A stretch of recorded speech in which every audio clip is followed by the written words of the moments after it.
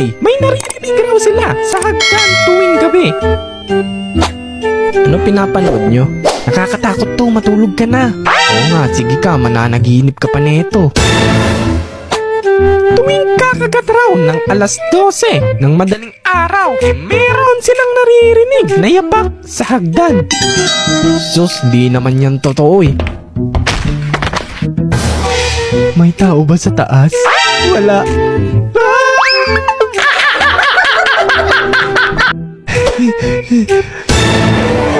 Oh, akala ko nanonood kayo ng horror. Kumalabog sa taas eh. Kunin mo nga yung remote tapos patayin mo yung TV. Lumipad ang aming team sa isang bahay. Gabing-gabi na. At kinuha niya pa ang remote. Nagulat siya at biglang may kumalabog sa taas. Sus, wala naman eh. Di umano. Sino yang nasa likod mo?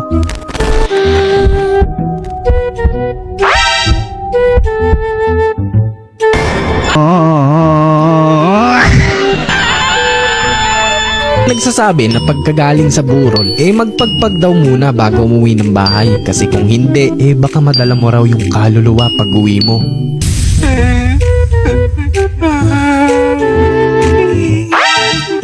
Uy, umiyak ka rin.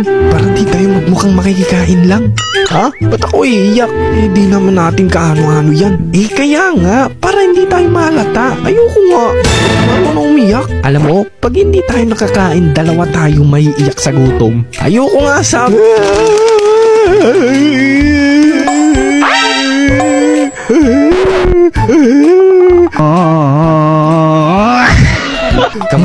Kamag-anak. Uy, ang OA mo umiyak. Bakit? Paano ba? Yung sakto lang, iyak ka mag-anak lang. Iyak mo parang di na pamanahan eh. Gulot, tignan mo. Ano? Nilalatag na yung mga ulam mo.